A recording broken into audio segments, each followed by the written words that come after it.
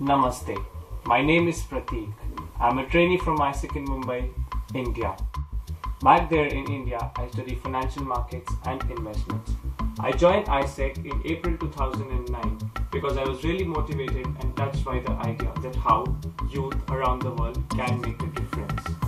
Work in the corporate sales in the TN-ICX department. I came to Romania and ISEC Iași in May 2009 on an ETP box concerning green environment, the Grow Green project and sustainable economic development. You might be quite wondering that why a finance student is going towards an environment side.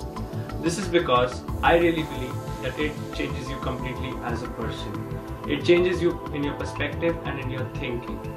If we today don't think about environment, if the youth today does not think about it, then obviously we cannot expect our future generation to think about the same. So I really recommend you guys to come for a DT or a ET concerning a development sector, and it will totally change you in your perspective and in your thinking, and will make you a better person from within. Thank you.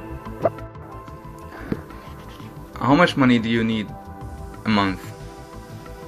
See, as far as Mumbai as a city goes, things in India and cost of living are comparatively very cheaper as compared to the other parts of the world. Say about in $200 a month, you can manage your ISEC accommodation rent and you can manage your 3 square meals a day, which would be adequate and the bare minimum that you need to survive in the city. Other than that, if you have another $50 or $100, you can live like a king. You can party every weekend, you can go out for lavish dinners, you can even go out and visit the other cities in the country, you can go to the beaches, you can go to the mountains, wherever you want.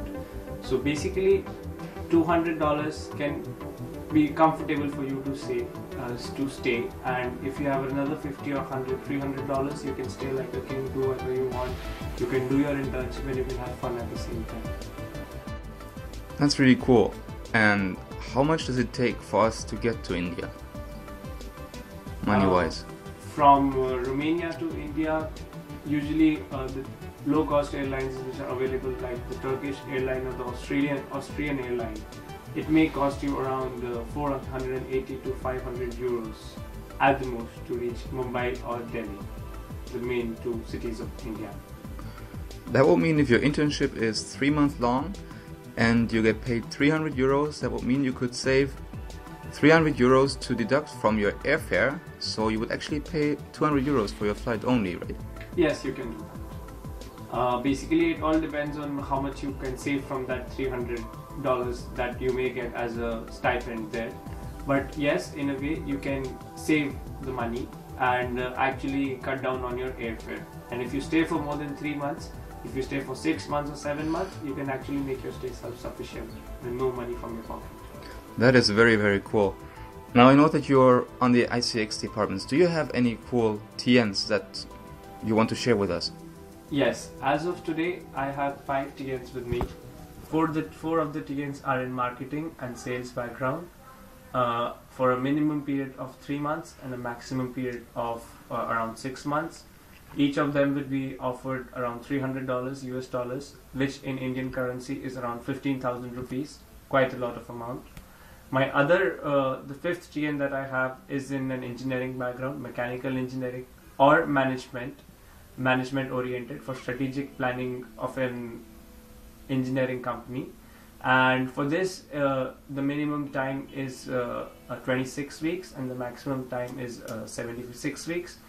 And this would be $425, which is very cool. It's around 20,000 in my currency, and it means a lot. You can enjoy, you can party, and you can save a lot at the same time. That means a lot. Can you just give a reference in your currency? How much is a expensive meal, and how much is a somewhat say affordable and well-priced meal? Well, a well-priced meal in my currency would be around 40 to 50 rupees, which is around, say, $1 US dollar. And a lavish good meal with a drink may cost you around $2.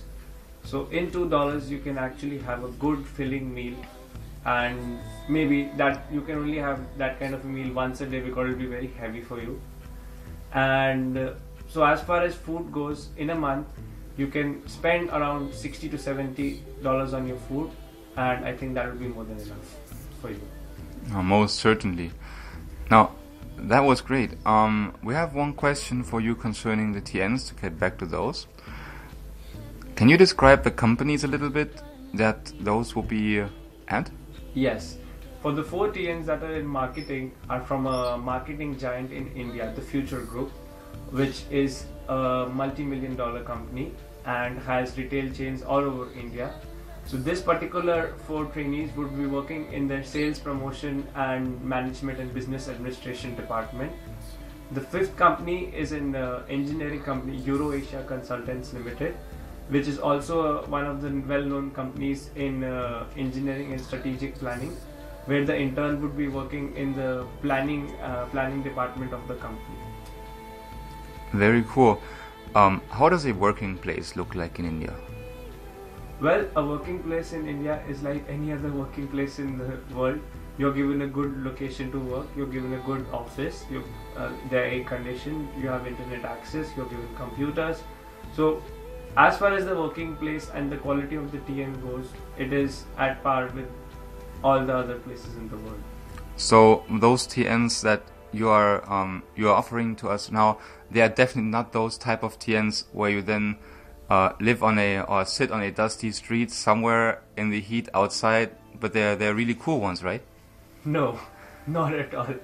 I mean, I really don't know if any of my LC has raised a TN like this which goes on the dusty streets or, I mean, it's outside. I mean, they are good TNs from well-reputed companies in India, which not only offer a decent amount of stipend, but will also offer a great amount of work experience and a learning opportunity for the intern as well. Now, this is great. As we always talk about India as the country of contrast, I think this opportunity that you're giving us will actually allow a few Romanian students to really see a different part than what we see usually on TV, right? Yes, I would say that you have to come there to experience it. Every bit of India, every part of India is different in its own way. The culture, the tradition, the spices and the people, they're totally different. You should once in your lifetime at least come to India and experience it. Thank you very much. One last question. You have been an intern here for some time in Iași. What was your most peculiar thing that you saw in Romania? Well, for me, the most peculiar things that I saw in Romania were the weed shops at every street and every corner, which I never found in any of the countries I visited before. Thank you very much.